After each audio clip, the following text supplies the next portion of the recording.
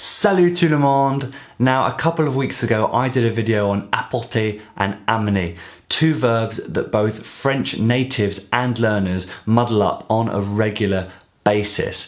Now, at the end of that video, I asked you if you wanted to see a video on Emporter and Amener, and you gave me a resounding yes. So what I would recommend is, if you haven't seen that first video, go ahead and pause this one, click up on the link in either the top right of this video or in the description down below to go and watch the first one, and then come back here when you're ready. But if you're ready, put your concentration face on. C'est parti! Now, I want to start by saying the big difference between the verbs from the last video, apporter and amener, and those from this video, emporter and emmener, is that for the latter two, they are used for when we're talking about taking someone or something somewhere and them staying with us for the duration. So the two verbs starting with A, you take the object or the person and you leave them behind. And those starting with E, you take the object or the person and stay with them. Alright, let's look at emporter. Now, by far the biggest context in which you'll hear this verb is when talking about takeaway food. La nourriture à emporter, or la bouffe à emporter, if you want to use a bit more slang, means takeaway food or food to take away. Think about it. The food is going home with you and it is not going anywhere else. It is staying with you, at least from the perspective of the food seller anyway. You could take it wherever you like. I often go to Subway to buy a sandwich and I'll have it to take away. Now, without fail, when you get to the till, the cashier will ask you, c'est pour manger sur place ou à emporter? C'est pour manger sur place ou à emporter? Is that to eat here or to take away?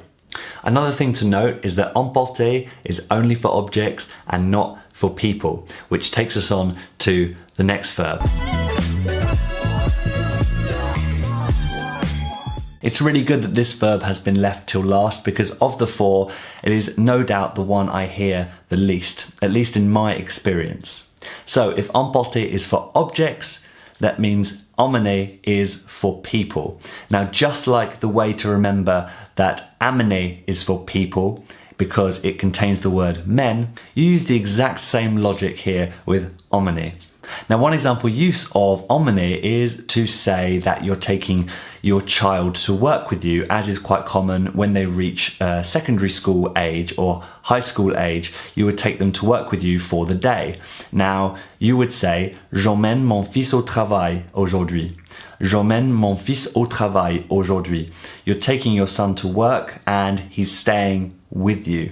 The with you is not needed in French because the verb is very specific about what its meaning is.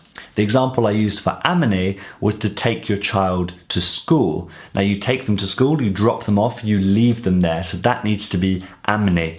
But if you're taking them to work with you and they stay with you, then you use emmener. So to recap some key points.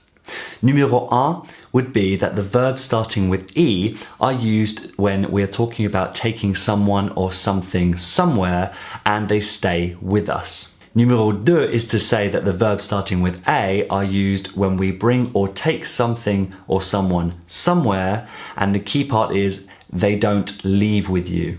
And number 3 would be to say that just like with amener, you can remember that amener is for people because it contains the word men. So there you have it, 2 videos on 4 verbs which are incredibly similar, and now you will have clear rules and logic for when and how to use them.